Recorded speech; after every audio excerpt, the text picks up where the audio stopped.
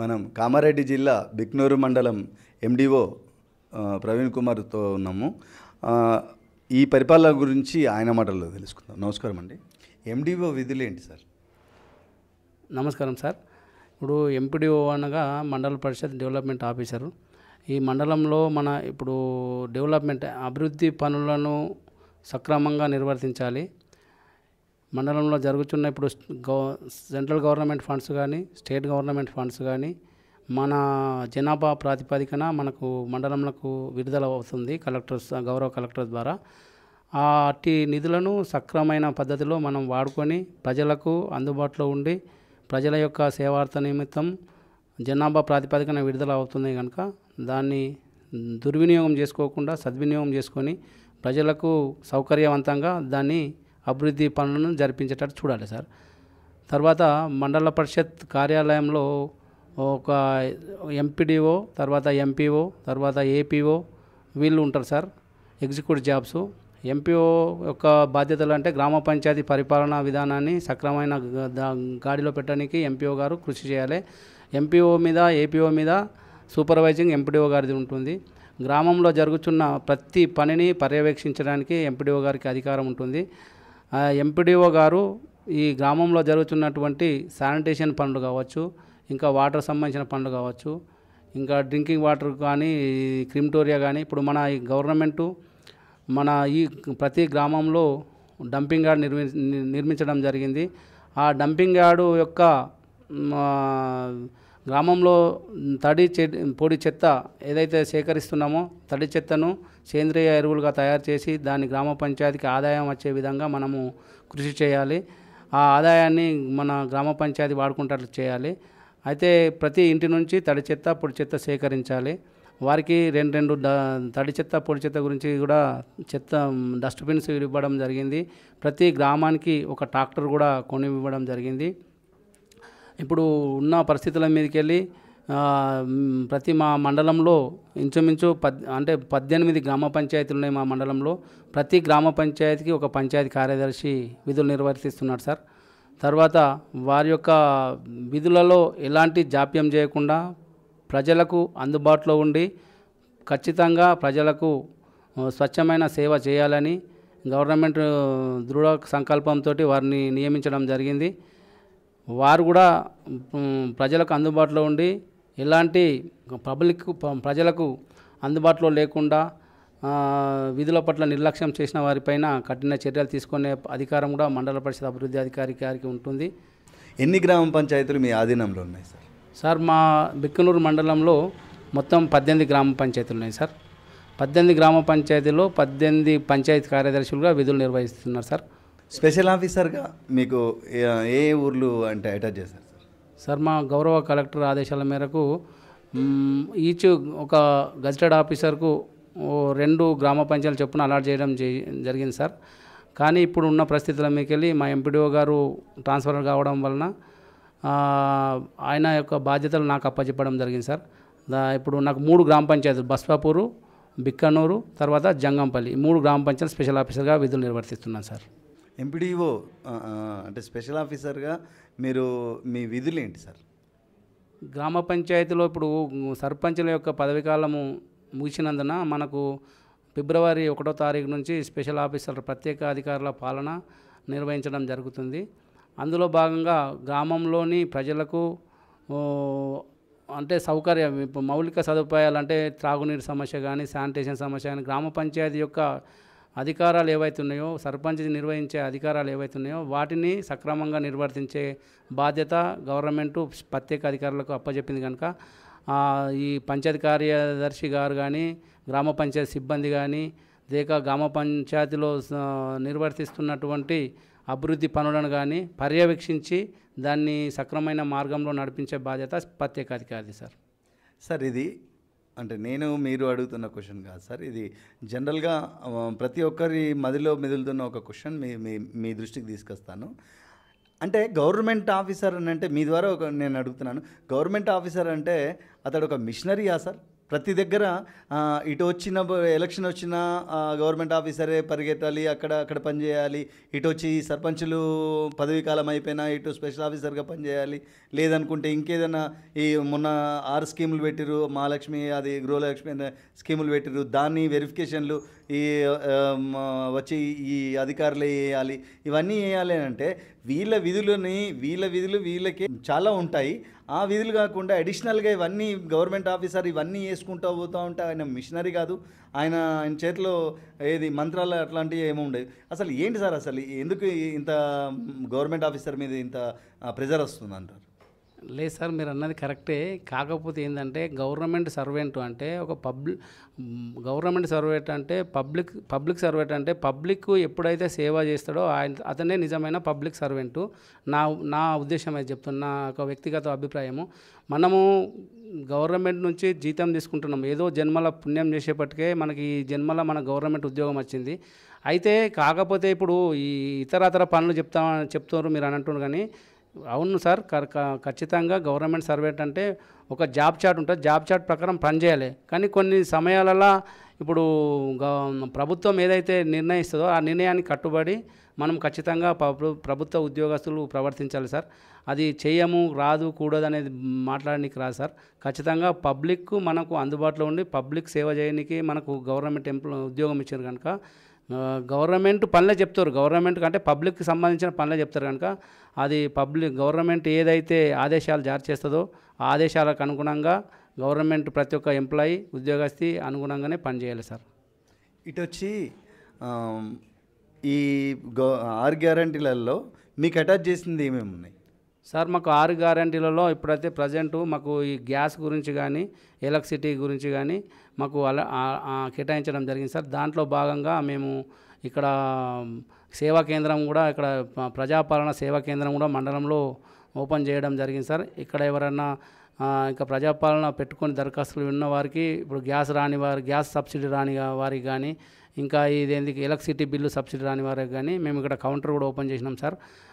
అక్కడ కౌంటర్లో గ్యాస్ గురించి అంటే ఇప్పుడు డెలివరీ బుక్ ఉంటుంది సార్, దాని తర్వాత 7 digits నంబర్ ఉంటుంది, అది ఎంట్రీ చేస్తే వారికి గ్యాస్ వస్తుంది సార్. అట్లాగే ఎలక్ట్రిసిటీ బిల్లు కూడా సబ్సిడీ రాని వాళ్ళు కొంతమంది ఉన్నారు సార్, వాళ్ళకి 2 మీటర్లు ఉన్న వారికి రాదు సార్. దయచేసి పబ్లిక్ కూడా గమనించాలి, 2 మీటర్లు ఉంటే మాత్రం రాదండి. ఒక్క రేషన్ కార్డుకు ఒక్క సబ్సిడీ మాత్రమే వర్తిస్తుంది. దయచేసి మీరు అట్లా 2 కానీ 3 కానీ మీటర్లు ఉన్న వారికి ఎవరికి రాదు, 1 మీటర్కు 1 సబ్సిడీ వస్తుంది. అలాంటివి జెన్యున్గా ఉన్న వారు మాత్రం సబ్సిడీ గురించి అప్లై చేసుకోండి. మా మండల పరిషత్ తరపు నుంచి మేము ఖచ్చితంగా కౌంటర్ పెట్టినాం, వారికి మేము ఉంటే సహాయం చేస్తాం. గ్రామ పంచాయతీల అభివృద్ధి కొరకు నిధులు ఎక్కడి నుంచి సేకరిస్తున్నారు సార్? ఇప్పుడు గ్రామ పంచాయతీలో మనకు సార్ 3 రకాలుగా ఫండ్స్ వస్తాయి సార్. ఒకటి జనరల్ ఫండ్ అని, అంటే ట్యాక్సులు డైరెక్ట్ ప్రత్యేక పన్నులు వసూలు చేస్తాం సార్, ట్యాక్సులు, ఇంటి ట్యాక్సులు అని చెప్పేసి. తర్వాత స్టేట్ గవర్నమెంట్ నుంచి ఎస్ఎఫ్సి గ్రాంట్ అని వస్తుంది సార్. తర్వాత సెంట్రల్ గవర్నమెంట్ నుంచి 15th ఫైనాన్స్ గ్రాంట్ వస్తుంది సార్. ఈ 3 గ్రాంట్లు అంటే 15th ఫైనాన్స్ నామ్స్ ప్రకారం, ఎస్ఎఫ్సి నామ్స్ ప్రకారం వీటిని ఖర్చు పెట్టడం జరుగుతుంది సార్. అంటే అలా ఇప్పుడు 15th ఫైనాన్స్లో టైడ్ అని చెప్పేసి, అన్టైడ్ అని చెప్పేసి 2 రకాల ఫండ్స్ ఉంటాయి సార్. దాని ప్రకారమే మనం నామ్స్ ప్రకారమే మనం ఎక్స్పెండిచర్ చేయవలసి వస్తుంది సార్.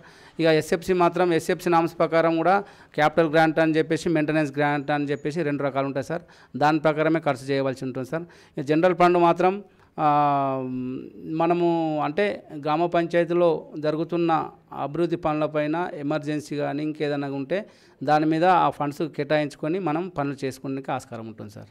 ఇంకా గ్రామ పంచాయతీలు డెవలప్మెంట్ కొరకు అంటే ఆర్థికంగా అంటే ఏది రెవెన్యూ పరంగా ఎట్లాంటి దిశానిర్దేశాలు చేస్తున్నారు సార్? ఇప్పుడు గ్రామ పంచాయతీలో మనకు వనరులు చాలా ఉంటాయి సార్. మనం వినియోగించుకోవాలంటే కొన్ని గ్రామాలలో గ్రామాభివృద్ధి కమిటీలను పెట్టేసి వేరే ట్యాక్సులు వేస్తూ ఉంటారు సార్. ఇప్పుడు ఇంతకుముందు తై బజార్ అని ఉంటుంది సార్.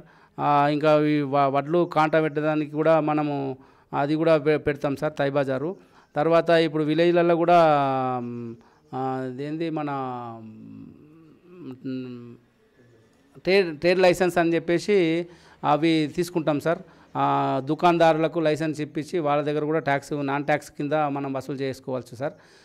గ్రామంలో పంచాయతీ కార్యదర్శి అనే వ్యక్తి సక్రమంగా విధులు నిర్వర్తించి సర్పంచ్ గారికి అనుకూలంగా ఉండి సర్పంచ్ గారు ఇద్దరు కలిసి గ్రామంలో ఏమి అభివృద్ధి పనులు జరుగుతున్నాయో ఎట్లా వనరులు సమకూర్చాలి అనే ఉద్దేశంతో మీటింగ్ పెట్టి పబ్లిక్ తోటి సమన్వయం చేసుకొని గ్రామ పంచాయతీకి వచ్చే వనరులను అన్నిటిని సద్వినియోగం చేసుకుంటే గ్రామం అనేది ఆటోమేటిక్గా అభివృద్ధి పథంలో నడుస్తుంది సార్. మిషన్ భగీరథ నీళ్ళు వస్తున్నాయా సార్ ప్రతి గ్రామానికి? వస్తున్నాయి సార్, మిషన్ భగీరథ కంపల్సరీ వస్తున్నాయి సార్, వాటర్ వస్తున్నాయి. అనుకున్న అంటే కొన్ని అంటే ఎక్కువ గడ్డ మీద ఉన్నవాటికి కొంతమందికి రాకపోవచ్చు సార్, కానీ ఇక్కడ మా మండలంలో బిక్నూరు మండలం అయితే 99% మిషన్ భగీరథ వాటర్ అయితే వస్తున్నాయి సార్. దాని మీద ఇప్పుడు గౌరవ కలెక్టర్ గారి ఆదేశాలు, ప్రభుత్వం ఆదేశాల మేరకు సర్వే కూడా ఈ రోజు నుంచి స్టార్ట్ అయింది సార్. సర్వే కూడా చేస్తున్నాము యాప్లో. ఎవరికైతే వాటర్ రావడం లేదో, ఎవరికైతే వాటర్ వస్తుందో, ఒక ఇంటిలో 5 మెంబర్స్ కన్నా ఎక్కువ ఉంటే మళ్ళీ ఇంకొక సపరేటు కలెక్షన్ కూడా వాటర్ కలెక్షన్ ట్యాప్ కనెక్షన్ ఇవ్వమని చెప్పేసి ఆదేశాలు ఉన్నాయి సార్. దాని మీద సర్వే కూడా నిర్వహించడం జరుగుతుంది సార్. ఇప్పుడు ఈ కాంపోస్ట్ వార్డులు ఉన్నాయి కదా, కాంపోస్ట్ వార్డులు చాలా ఖర్చుతోనే గవర్నమెంట్ కట్టించింది. ఇప్పుడు కాంపోస్ట్ తయారవుతుందంటారా? కొన్ని దగ్గర రాంగ్ యూటిలైజ్ అవుతుంది అని చెప్పి కొన్ని ఎలిగేషన్లు ఉన్నాయి, దానిపై మీ స్పందన ఏంటి సార్? మన దగ్గర బిక్నూరు మండలంలో 18 జీపీల దగ్గర కాంపోస్ట్ షెడ్స్ నిర్మించడం జరిగింది సార్. కాంపోస్ట్ షెడ్ల ద్వారా సేంద్రియ ఎరువులు అనేది 100% మా దగ్గర తయారవుతుంది సార్. మేము కూడా గ్రామ పంచాయతీలో అమ్మినాం సార్. దాని మీద కూడా రాబడి వచ్చింది. దాన్ని గ్రామ పంచాయతీకి చాలన్ ద్వారా జమ చేయడం జరిగింది. ఇప్పుడు కూడా ప్రజెంట్ కూడా ఇంకా కూడా గ్రామ పంచాయతీలో కాంపోజిట్ ఎరువులు తయారవుతున్నాయి సార్. దానికి తగినట్టుగా మా గ్రామంలో ఒక ట్రాక్టర్ కూడా పెట్టడం జరిగింది సార్. ట్రాక్టర్ ద్వారా తడి చెత్త పొడి చెత్త స్వీకరించడం జరుగుతుంది. చిన్న గ్రామాల్లో డే బై డే సేకరిస్తున్నాం. పెద్ద విలేజ్లో మాత్రం డైలీ సేకరిస్తున్నాం సార్. అది డంపింగ్ యార్డ్కి తీసుకుపోయి దాన్ని సేంద్రియ ఎరువులుగా తయారు చేసి బ్యాగుల ద్వారా 5 కిలోలు 10 కిలోలు అట్లా అమ్మడం కూడా జరిగి గ్రామ పంచాయతీకి రాబడి కూడా చేకూరుస్తున్నాం సార్. మీరు ఎప్పుడైనా ఇన్స్పెక్షన్కి పోయినరా సార్? అసలు జరుగుతున్నాయా అవి లేవా అన్నది మీ దృష్టిలో, అంటే మీరు ఇన్స్పెక్షన్కి పోతేనే మీ దృష్టికి వస్తుంది కదా, ఎప్పుడైనా పోయినరా సార్? మాకు ఎంపీఓగా అంటే నేను ఎంపీడీఓ ఇన్ఛార్జ్ సార్. నేను ఎంపీఓగా విధులు నిర్వర్తిస్తున్నాను గత 5 సంవత్సరాల నుంచి. పల్లె ప్రగతి ప్రోగ్రాం నుంచి ఇప్పటి వరకు కూడా విధులు నిర్వర్తిస్తున్నా సార్. అయితే మాకు ప్రతి ఎంపీఓ ఒక 1 మంత్కు 16 జీపీలు ఇన్స్పెక్షన్ చేయాలి సార్. ప్రతి మాసంలో ఖచ్చితంగా ఒక 3 సైట్స్ ఉంటాయి సార్. 3 సైట్స్లల్లో మనము లైవ్ ఫొటోస్ కొట్టవలసి వస్తుంది సార్. పనిచేస్తుంది, యూజ్ చేస్తలేరా, వాడకలో ఉందో వాడకలేదా అనేది ఖచ్చితంగా మనం లైవ్లో పోయి దాన్ని ఫోటోలు సేకరించవలసి వస్తుంది. వినియోగంలో లేకపోతే వినియోగం లేదని రాయడం జరుగుతుంది, వినియోగం ఉంటే వినియోగం ఉండని రాయడం జరుగుతుంది సార్. దానికి కూడా మాకు యాప్ ఉన్నది సార్. 16 జీపీలు ఒక 1 మంత్లో ఒక మాసంలో మేము ఇన్స్పెక్షన్ చేస్తున్నాం సార్. ఇప్పటికీ ఎంతమందికి పెన్షన్లు అలాట్ చేశారు, ఇంకా ఎంతమందికి చేయాల్సి ఉంది సార్? ఇప్పుడు మా మండలంలో అయితే ప్రజెంటు 10,394 పెన్షన్స్, అన్ని రకాల పెన్షన్ సార్. ఓఏపీ 26,682 ఉన్నాయి సార్. తర్వాత విడో 22,655 ఉన్నాయి సార్. తర్వాత డిజేబుల్డ్ 964 ఉన్నాయి సార్. తర్వాత ట్యాపర్ 53 ఉన్నాయి సార్. వీవర్స్ 50 ఉన్నాయి సార్. తర్వాత బీడీ కార్మికులు 274. మొత్తం కలిపితే సార్ మనకు 10,394 పెన్షన్స్ వస్తున్నాయి సార్. అయితే ఇంకొకటి ఏంటంటే ప్రజలకు నా విన్నపం ఏంటంటే, ఎవరైనా భర్తకు పెన్షన్ వచ్చి చనిపోయిన ఎడల, మరణించిన ఎడల ఆ భార్యకు మాత్రం ఒక 15 నుంచి 1 మంత్ లోపల కొత్త పెన్షన్ మంజూరు చేయడం జరుగుతుంది సార్. మండల పరిషత్ తరపు నుంచి వాళ్ళు దరఖాస్తు చేసుకోవాలి సార్. అదే ఇప్పుడు కొత్తగా భర్త చనిపోయి ఎవరైతే పెన్షన్ భర్త చనిపోతుందో ఆ భార్యకు మనము 15 నుంచి ఒక నెల రోజుల లోపల కొత్త పెన్షన్ మంజూరు కోరడానికి ప్రపోజల్ పంపించడం జరుగుతుంది సార్. అట్టి పెన్షన్ కూడా మంజూరు వస్తుంది, డబ్బులు కూడా వస్తున్నాయి సార్. అలాంటి వారు ఎవరు కూడా ఎవరిని నమ్మకుండా డైరెక్టు పంచాయతీ కార్యదర్శిని కానీ ఎంపీడీఓ కార్యాలయాన్ని కానీ సందర్శించి డెత్ సర్టిఫికేటు మరియు పాత పెన్షన్ బుక్కు, ఆధార్ కార్డు పెడితే సరిపోతుంది సార్. ఎవరిని కూడా మధ్యవర్తులను నమ్మకుండా నేరుగా మా దగ్గరికి వచ్చినా సో లేకపోతే గ్రామ పంచాయతీ సెక్రటరీ గారి దగ్గరికి పోయినా కానీ ఇమీడియట్లీగా మనకు ఫార్వర్డ్ చేయడం జరుగుతుంది సార్. వారికి కొత్త పెన్షన్ మంజూరు చేయడం జరుగుతుంది సార్. సార్ మీరు అంటే స్పెషల్ ఆఫీసర్గా బాధ్యతలు చేపట్టకన్నా ముందు అంటే మీరు 3 నెలలు ఉంటుంది కావచ్చు సార్. ఇంకా అంటే దానికి ముందు ఏదైతే ఈ సెక్రటరీలు ఉన్నారో, అంటే గ్రామ పంచాయతీ సెక్రటరీలు ఉన్నారో కరెక్ట్ టైంకు రాకపోవడము, ఇటు వచ్చి ఏదైతే కొన్ని పనులకు అంటే అక్రమం లేఅవుట్లు కానీ అటు ఏదన్నా పనులు చేయాలనుకుంటే వాళ్ళ చేతి దడుపుకోవడం, అంటే జేబు నింపుకోవడము, ఇట్లాంటి పనులు జరుగుతూ ఉన్నాయన్న ఎలిగేషన్ ఉంది. దానిపై మీ అభిప్రాయం? సార్ ఇప్పుడు నేను ప్రత్యేక అధికారిని కాకుండా మండల పంచాయతీ అధికారి కూడా నాకు ఆ అధికారాలు ఉన్నాయి సార్. వాళ్ళని మేము ఇన్స్పెక్షన్ చేసి వాళ్ళ మీద అజమాయిషి చేయడానికి అధికారం ఉన్నది సార్. అయితే పంచాయతీ కార్యదర్శి అనేటవాడు పొద్దున్న మార్నింగ్ 7 నుంచి 8 వరకు కంపల్సరీ విధి నిర్వహణలో చేరాలి. విధి నిర్వహణలో భాగంగా గ్రామంలో జరుగుతున్న పారిశుద్ధ్య కార్యక్రమాలే కానీ, వర్కర్ల యొక్క పనితీరే కానీ, ఎక్కడ ఏం జరుగుతుందని ఒక రోజు ముందే అలర్ట్ చేయడం అలర్ట్ చేయాలని చెప్పి ఆదేశాలు జారీ చేయడం జరిగింది సార్. అయితే వర్కర్లు ఎక్కడైతే శానిటేషన్ పారిశుద్ధ్య పనులు చేస్తున్నారో వాళ్ళను పర్యవేక్షించాలి. ఉదయం పూట మార్నింగ్ వెళితేనే అక్కడ వాటరు ఎక్కడ వస్తుంది, ఎక్కడ రావడం లేదు, ఏ గల్లీకి వస్తుంది, ఏ గల్లీకి రావడం లేదని తెలుస్తుంది కనుక మార్నింగ్ టైంలో వెళ్ళాలి. తర్వాత ఇప్పుడు ట్రాక్టర్ కూడా శానిటేషన్ విషయంలో ట్రాక్టర్ కూడా ఏ గల్లీకి పోయింది, ఏ గల్లీకి పోలేదు, ఇవన్నీ కూడా మనకు తెలియాలంటే పంచాయతీ కార్యదర్శి సమయపాలన కంపల్సరీ పాటించాలి. ఒకవేళ సమయపాలన పాటించకుండా విధులకు గైరాజరైతే ఖచ్చితంగా వారికి మెమోలు జారీ చేయడం జరుగుతుంది సార్. మెమోలు జారీ చేసి వారి మీద తగు చర్య నిమిత్తం గౌరవ కలెక్టర్ గారు కానీ, డిపిఓ గారు కానీ నివేదికలు పంపుతున్నాము. వారి మీద యాక్షన్ కూడా అవుతున్నాయి సార్. అట్లాగే మీరు లేఅవుట్ విషయం కూడా అడిగింది సార్. లేఅవుట్ అనేది సార్ ఇప్పుడు ఏది ఉన్నా మన గ్రామ పంచాయతీలో ప్రస్తుతం ఉన్న పరిస్థితుల మీదకి వెళ్ళి 2019 నుంచి ఇప్పుడు మనకు ఆన్లైనే ద్వారానే అన్నీ అప్లై చేసుకోవాలి సార్. ఆన్లైన్నే సబ్మిట్ చేసుకోవాలి. మీ సేవ ద్వారానే సర్టిఫికేట్ తీసుకోవాలి. ఎవరికి ఏ దళారులకు ఎవరు కూడా మనం తావివ్వడానికి వీలు లేదు సార్. ఇప్పుడు అట్లాంటివి ఏమైనా ఉంటే మా దృష్టికి తీసుకొస్తే మేము కూడా స్పందిస్తాము. మేము ఆ ప్రజలకు ఖచ్చితంగా అందుబాటులో ఉండి న్యాయం చేయడానికే మేము ఉన్నాము. దయచేసి ఎవరిని నమ్మకండి. మీకు ఏదైనా డెత్ సర్టిఫికేట్ కావాలన్నా, బర్త్ సర్టిఫికేట్ కావాలన్నా, ఇంకా పర్మిషన్లు కూడా గ్రామ పంచాయతీ పర్మిషన్లు కావాలన్నా మీరు తగిన డాక్యుమెంట్స్ మీ సేవలో సిటిజన్ లాగిన్ దాంట్లో సర్వీస్ దాంట్లో అప్లై చేసుకొని మీరు గ్రామ పంచాయతీ లాగిన్కి వస్తే దాంట్లో డాక్యుమెంట్స్ ఏమన్నా తక్కువ ఉంటే మళ్ళీ మీకు సెక్రటరీ గారు ఇన్ఫార్మ్ చేస్తాడు. లేదంటే కరెక్ట్ ఉన్నాయి అనుకో ఇమ్మీడియట్లీ మీకు పర్మిషన్ కూడా ఇవ్వడం జరుగుతుంది.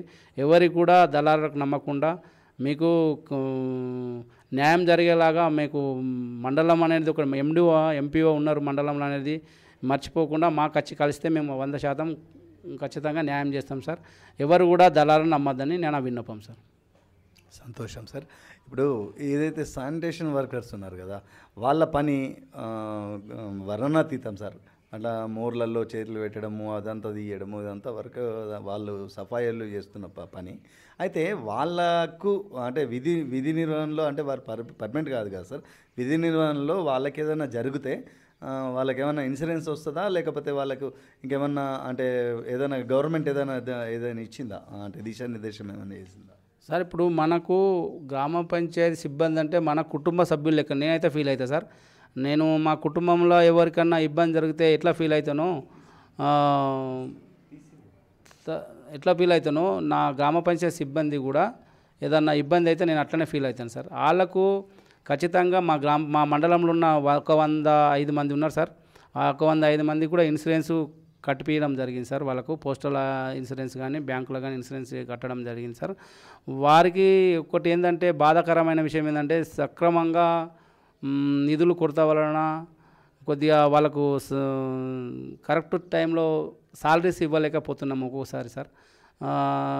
నా విన్నపం ఏంటంటే ఇప్పుడు ఉన్న పరిస్థితుల మీదకి వెళ్ళి ఆ గ్రామ పంచాయతీ సిబ్బంది కూడా ఇప్పుడు పోయిన ప్రభుత్వం ఏమైందంటే 8,500 ఉండే సార్. ఇప్పుడు ఒక 1,000 రూపాయలు పెంచడం జరిగింది సార్. ఇప్పుడు మొత్తం మీద 9,500 వాళ్ళకు గౌరవ వేతనం ఇస్తున్నాం సార్. వాళ్ళకైతే అది కూడా ఇన్ టైంలో ఇవ్వలేమని బాధ సార్. ఇన్ టైంలో ఇవ్వడానికి ప్రయత్నం చేస్తున్నాం సార్. మా జిల్లా కలెక్టర్ గారి ఆదేశాలు కానీ డిపిఓ గారి ఆదేశాల మేరకు కూడా మేము ఉన్న నిల్వ ఉన్న ఫండ్స్ మీకు వెళ్ళి వాళ్ళకు 5వ తారీఖు లోపలనే జీతాలు పడలాగున మేము ఎన్నో చర్యలు తీసుకుంటున్నాం. కాకపోతే ఒక్కొక్క దగ్గర ఫండ్స్ లేక ఇబ్బంది అవుతుంది సార్. ఈ 100 రోజుల పని అనుకున్న పనికార పథకం సంబంధించిన ఎవరైతే కూలీలు ఉన్నారో అంటే ఊర్ల నుంచి వెళ్తారు కదా, వాళ్ళకి గవర్నమెంట్ కొంచెము అవి చేశారు కదా. ఏవేవి వాళ్ళకు మౌలిక వసతులు ఈ ఎండాకాలంలో ఏవేవి చేయాలో అవన్నీ జరుగుతున్నాయి. అసలు ఆ మౌలిక వసతులు ఏమేమి ఉన్నాయి సార్? ఇప్పుడు మనకు ఉపాధి హామీ పనికి కూలీలు వెళ్తున్నప్పుడు ఈ యొక్క ఎండ తీవ్రత ఎక్కువ ఉన్నందున అక్కడ మౌలిక వసతులు కల్పించాలని చెప్పేసి ప్రభుత్వ ఆదేశాల మేరకు మా గౌరవ కలెక్టర్ గారి ఆదేశాల మేరకు అయితే మా మండలంలో పక్కాగా నిర్వర్తిస్తున్నాం సార్. ఇక ఎండ దెబ్బ తగలకుండా షేడ్ నెట్ వేయడం జరుగుతుంది సార్. అక్కడ వాళ్ళకు వాటర్ ఫెసిలిటీస్ కూడా త్రాగునీటి ఇబ్బంది లేకుండా త్రాగునీటి కూడా ఏర్పాటు చేయడం జరుగుతుంది సార్. అట్లాగే ఓఆర్ఎస్ ప్యాకెట్ ఎండలో ఉంటుంది కనుక ఎండ దెబ్బ తగిలితే కొద్దిగా దాహం ఎక్కువ అవుతుంది కనుక ఓఆర్ఎస్ ప్యాకెట్లు కూడా అందుబాటులో పెట్టడం జరుగుతుంది సార్. తర్వాత ఇప్పుడు ఎవరికన్నా చిన్న దెబ్బ తాకినా ఏదైనా తాకినా ఫస్ట్ ఎయిడ్ బాక్స్ కూడా ఏర్పాటు చేయడం జరుగుతుంది సార్. ఇప్పుడు మీ మండలాల్లో మీరు అధికారిగా ఉండగా ఈ ప్లాస్టిక్ నివారణకి అనే చర్యలు అంటే ఎట్లా పబ్లిక్లోకి తీసుకుపోతుండ్రు, ఎట్లా జరుగుతుంది అది మూమెంట్ సార్? ఇది ప్లాస్టిక్ అనేది అసలు చెప్పనికి అది రాకుండా సార్ బాధాకరమైన విషయం. కానీ ప్లాస్టిక్ అనేది మనము ఎంత నిషేధిద్దామంటే ఇంకా అంత ఎక్కువ అవుతుంది సార్. ఈ ప్లాస్టిక్ వ్యర్థాల వలన కొన్ని జంతువులు జంతువులన్నీ ఇది చనిపోతున్నాయి సార్. సముద్ర జలరాశులు కూడా అక్కడ కూడా చనిపోతున్నాయి సార్. అయితే ఈ ప్లాస్టిక్ అనేది భూమిలో వేస్తే అది త్వరగా అది అది కాదు సార్, అది డ్రై కాదు. ఆ ప్లాస్టిక్ వాడకం తక్కువ చేయాలని పబ్లిక్ ఎంతమందికి అవగాహన కల్పిస్తున్నాం సార్. విలేజ్లో కూడా ఫ్లెక్సీలు పెట్టినాము. ఒక స్పెషల్గా ఒక మన బూత్ ఏర్పాటు చేసినాం సార్. ప్లాస్టిక్ వ్యర్థాలను ఇక్కడ వేయాలని చెప్పేసి ప్లాస్టిక్ సేకరిస్తున్నాము. అయినా కానీ ప్రజలలో అవగాహన రావడం లేదు సార్. ప్రజల్లో అవగాహన రావాలని ఎన్నో పథకాలు మా గౌరవ కలెక్టర్ గారి ఆదేశాల మేరకు పెట్టడం జరిగింది సార్. మండలంలో సేకరిస్తున్నాము, తీసుకెళ్తున్నాము, కంపెనీలకు కూడా పంపించిన ప్లాస్టిక్ సేకరించి. అయితే ప్లాస్టిక్ అనేది ఉత్పత్తి తక్కువ చేయాలి సార్, కానీ ఉత్పత్తి తక్కువ కావడం లేదు సార్. దాన్ని ఉత్పత్తి తక్కువ కాకపోతే కనీసం మనమైనా దాన్ని వినియోగం తీసుకోకపోతే అది తక్కువ వాడితే కంపెనీ మూసుకొని ఉత్పత్తినే తక్కువని చెప్పేసి పబ్లిక్ లోపల ప్లాస్టిక్ను వాడడం తక్కువ చేసి జూట్ బ్యాగులను కానీ టిఫిన్స్ కానీ ఇప్పుడు మటన్ షాప్కి వెళ్తే కవర్ పెట్టుకోకుండా కిరాణా షాప్కి వెళ్తే బ్యాగ్ తీసుకొని పోయి అట్లాంటి పబ్లిక్కు అవగాహన కల్పించడం జరుగుతుంది సార్. అవేర్నెస్ ప్రోగ్రామ్స్ కూడా మన మండలంలో చాలా ఏర్పాటు చేసినాం సార్. అయినా ఇంకా కొంత మార్పు రావడం ఉంది సార్. కొన్ని షాపులలో ప్లాస్టిక్ నిషేధించాలని చెప్పేసి మేము ఫైన్లు కూడా వేయడం జరిగింది సార్. ఫైన్లు వేసినా మార్పు లేకుండా కొద్దిగా ఇంకా అవగాహన కల్పించవలసి ఉన్నది సార్. ఎండాకాలంలో వాటర్ అంటే చాలా అంటే భూగర్భ జలాలు కొంచెం తగ్గుతుంది కదా. ఇప్పుడు మీ మండలంలో ఎట్లా ఉంది అంటే వాటర్ ఫెసిలిటీ ఎట్లా ఉంది సార్? మా వాటర్ గురించి చెప్పాలంటే సార్, ఇప్పుడు ప్రభుత్వం తలపెట్టింది సార్. ఇప్పుడు ఈ గత 3-4 నెలల నుంచి వాటర్ తాగునీటి సమస్య ఎక్కడ కూడా రావద్దని చెప్పేసి ఆదేశాలు ఉన్నాయి సార్ మాకు. అయితే మా గౌరవ కలెక్టర్ గారి ఆదేశాల మేరకు అయితే మేము సార్ ఇప్పుడు గత 3-4 నెలల నుంచి మేము యుద్ధ ప్రాతిపదికన ఈ వాటర్ అనేది వేస్టేజ్ పోకుండా, అంటే మా కలెక్టర్ సార్ ఆదేశాలు ఏంటంటే ఇప్పుడు ఒక దగ్గర సింగిల్ ఫేస్ మోటార్ ఉంటుంది సార్. ఆ సింగిల్ ఫేస్ మోటార్ వలన డైరెక్ట్ పంపింగ్ చేసి ఆన్ చేసుకుంటారు సార్. ఒక క్యాండిడేట్ ఆన్ చేసుకొని చిన్న చెంబుకైనా ఒక చిన్న పనికైనా సరే ఆన్ చేసుకొని మోటార్ ఆన్ చేసుకొని వేస్ట్గా వాటర్ కాలు కడగడానికి కూడా మోటార్ ఆన్ చేస్తారు సార్. అట్లాంటి దగ్గర మా కలెక్టర్ సార్ ఏం చెప్పిండంటే ఒక చిన్నది సెఫ్టీ అంటే ట్యాంక్ లాగా సింటాక్స్ ట్యాంక్ లాగా ఒక 500 లీటర్లు 1000 లీటర్లు అట్లా పెడితే వేస్ట్ వాటర్ పోకుండా దాంట్లో స్టోరేజ్ చేసుకొని వాడుకుంటే బాగుంటుందని చెప్పేసి చెప్పడం జరిగింది సార్. దాన్ని అనుగుణంగానే మేము కొన్ని జీపీలలో సింటాక్స్ ట్యాంక్స్ ఏర్పాటు చేసినాం సార్. ఇప్పుడు దాని వలన ఏమవుతుందంటే భూగర్భ జలాలు కూడా వాటర్ కూడా వేస్ట్గా పోవు సార్. తర్వాత మెయిన్ కరెంటు బిల్లు సార్. ఇప్పుడు మోటారు ఆన్ చేస్తారు, వాళ్ళు బాధ్యత ఉండకుండా బంద్ చేయకుండా వెళ్ళిపోతారు సార్. దాని ద్వారా మోటార్ నడుస్తూ ఉంటుంది, వాటర్ వెళ్ళిపోతూ ఉంటాయి. తర్వాత మోటార్ ఖరాబ్ అవుతుంది, తర్వాత కరెంటు వేస్ట్గా కాలుతూ ఉంటుంది. మళ్ళా కింద భూగర్భ జలాలు కూడా ఇంకిపోతూ ఉన్నాయి. దాన్ని దృష్టిలో పెట్టుకొని స్టోరేజ్ లాగా మేము సింటాక్స్ ట్యాంక్స్లను 18 జీపీలలో సింటాక్స్ ట్యాంక్ ఏర్పాటు చేయడం జరిగింది సార్. ఏర్పాటు చేసి ప్రజలకు అవి స్టోరేజ్ చేసి వాడుకోలాగా చేస్తున్నాం సార్. వాటర్ కూడా ఎక్కడ కూడా మాకు మా మండలంలో ఇప్పటిదాకా అయితే ఎలాంటి సమస్య లేకుండా దిగ్విజయంగా ఎండాకాలాన్ని మేము ఎవరికి ఇబ్బంది, పబ్లిక్ ఎలాంటి ఇబ్బంది లేకుండా మేము ఎవరైనా ఫిర్యాదులు చేస్తే వెంటనే స్పందించి వారికి మేము అందుబాటులో ఉండి ఎలాంటి సమస్యలు లేకుండా మేము విధులు నిర్వర్తించినాం సార్. మా పంచాయతీ కార్యదర్శులు కానీ మేము కానీ మా మండలంలోని ప్రతి ఒక్కరు ఈ వాటర్కు సంబంధించిన భగీరథ సిబ్బంది కూడా, మా గ్రామ పంచాయతీ వాటర్ సిబ్బంది కూడా మాకు ఎల్లవేళ రాత్రి కూడా ఏదైనా ఇబ్బంది ఉంటే స్పందించి వారికి ప్రజలకు అనుగుణంగా ఎలాంటి సమస్య లేకుండా మేము వాటర్ సప్లై చేసినాం సార్. మీ విధి నిర్వహణలో డెడికేటెడ్గా పనిచేసే వ్యక్తిగా మీకు ప్రజల్లో మంచి పేరుంది, ఎట్లా ఫీల్ అవుతున్నారు సార్? నేనైతే సంతోషంగా ఫీల్ అవుతా సార్. నాకు అసలు ఇన్ఛార్జి ఎంపీడీఓగా ఈ విధులు నిర్వర్తిస్తున్నప్పుడు మీ యొక్క చట్టం టీవీ ద్వారా ఈ లైవ్ ప్రోగ్రామ్ ఇచ్చినందుకు మొట్టమొదట మీకు కృతజ్ఞత తెలియజేయాలి సార్. ఎందుకంటే ఒక ఉద్యోగి విధులు నిర్వర్తిస్తున్నప్పుడు మనం చేస్తున్న పనిని కర్తవ్యంగా బాధ్యతగా నిర్వర్తించిన నాడే మనకు నిజమైన సంతోషం సార్. మనం చేసిన పనికి గుర్తింపు వచ్చినప్పుడు పబ్లిక్లో అరే ఈ అధికారి మంచోడు అంటే బాగా పనిచేస్తాడు అనే మాట వినబడ్డప్పుడే నిజమైన ఉద్యోగికి సంతోషం సార్. ఎంత జీతం వస్తుంది ఎంత అవుతుంది అనేది కాదు సార్ నా ఉద్దేశం. అయితే నా వ్యక్తిగత అభిప్రాయం చెప్తున్నా, ఎవరు కూడా నన్ను అపార్థం చేసుకోవద్దు. నాకు మాత్రం పబ్లిక్లో ఎల్లవేళ ఉండి పబ్లిక్ సేవ చేయాలి. పబ్లిక్ ఇలా ఏదో జన్మల మనం చేసిన పుణ్యానికే ఇలా మన గవర్నమెంట్ ఉద్యోగం వచ్చింది. ఈ గవర్నమెంట్ ఉద్యోగం లేక ఎంతోమంది అల్లాడుతున్నారు. మంచి మంచి గ్రాడ్యుయేషన్స్, పోస్ట్ గ్రాడ్యుయేషన్స్ చేసిన వ్యక్తులు కూడా చాలామంది టెక్నికల్గా ఉన్నవారు కూడా వట్టిగా తిరుగుతారు. కానీ మాకు అలాంటి లేకుండా దేవుని యొక్క కృప వలన మనకు ఇలా ఈ గవర్నమెంట్ ఉద్యోగం వచ్చిందంటే ఏదో జన్మలో చేసిన పుణ్యమే. ఆ పుణ్యాన్ని కాపాడుకోవాలి. మనం ప్రజాసేవ చేసినట్టే నిజమైన సేవ, ప్రజాసేవ చేసినట్టే నిజమైన ఉద్యోగం చేసినట్టు అనిపిస్తుంది నాకు. ఏదో దేవస్థానాలకు పోయి ఇంకేదో చేసి పుణ్యం రాదు సార్. నాకైతే ఈ గరీబ్ పేద ప్రజలకు ఎప్పుడైతే మనము సేవ చేస్తామో, పేద ప్రజలకు అందుబాటులో ఉండి ఒక అభ్యర్థి అవసరాల నిమిత్తం మన మండల పరిషత్ కార్యాలయంకి వచ్చినప్పుడు వారిని నెమ్మదిగా, మనస్పూర్వకంగా, హృదయపూర్వకంగా వాళ్ళకు నెమ్మదిగా వాళ్ళ యొక్క బాధలు సాధలు తెలుసుకొని వారికి పనిచేసి పెడితే వారి యొక్క దీవెన ఆశీర్వాదమే ఈ ఉద్యోగానికి మంచి లక్షణం సార్. ఏ ఉద్యోగం అయినా కానీ ప్రౌడ్గా ఫీల్ కాకుండా నిదానంగా పేద ప్రజలకు న్యాయం చేసి వారికి వర్తించే అర్హులైన ప్రతి ఒక్క లబ్ధిదారికి ఆ యొక్క పథకము చేకూర్చాలంటే ప్రభుత్వ ఉద్యోగి అనే అతను ఖచ్చితంగా నిస్వార్థంగా మంచి లక్షణం కలిగి ప్రేమతోటి ఆప్యాయతోటి ఆ యొక్క వచ్చిన వ్యక్తిని రిసీవ్ చేసుకొని ఆ వ్యక్తిని ఖచ్చితంగా రిసీవ్ చేసుకుంటేనే మనం నిజమైన ఉద్యోగిగా గుర్తింపిస్తాం సార్. చివరిగా ఇటు ప్రజలకి అటు మీ తోటి ఉద్యోగులకి, మీ కింది స్థాయి ఉద్యోగులకైనా మీ తోటి ఉద్యోగులకైనా మీరు ఇచ్చే సందేశం ఏంటి సార్? మా కింది స్థాయి ఉద్యోగులకైనా నేను చెప్పేది ఒకటే సార్, సమయపాలన కంపల్సరీ పాటించాలి. మన యొక్క జాబ్ చార్ట్ ప్రకారం ఖచ్చితంగా విధులు నిర్వర్తించాలి. పై అధికారులను గౌరవించాలి.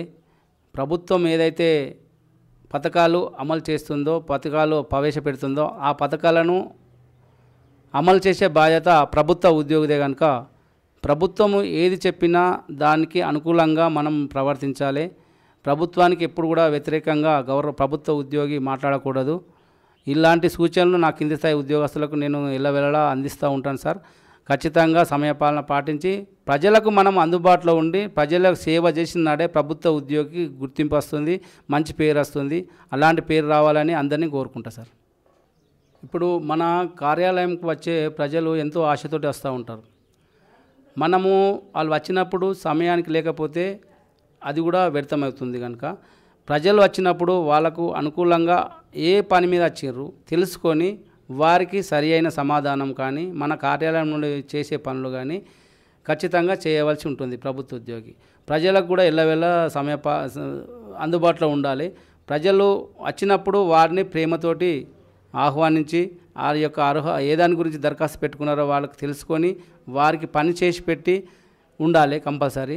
అయితే ఈ మన యొక్క మండల పరిషత్ కార్యాలయం పొద్దున ఉదయం 10:30 నుంచి సాయంత్రం 5 గంటల వరకు సమయం ఉంటుంది.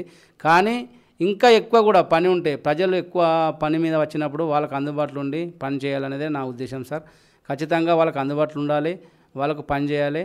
వాళ్ళు కూడా మాకు అనుకూలంగా ఉండి ఏదన్నా ఉంటే తప్పుడు మార్గం, తప్పుడు సూచనలు ఇవ్వకుండా సరి అయిన సూచనలు ఇచ్చి వారికి సహాయ సహకారాలు అందించాలి. వాళ్ళు కూడా పబ్లిక్ రిప్రజెంటేషన్ అంటారు కూడా, లీడర్స్ కూడా మాకు సహకారాలు అందించాలి. అప్పుడే ఈ యొక్క ఉద్యోగస్తునికి విలువ ఉంటుంది సార్. పబ్లిక్ కూడా మాకు అనుకూలంగా ఉండి మాకు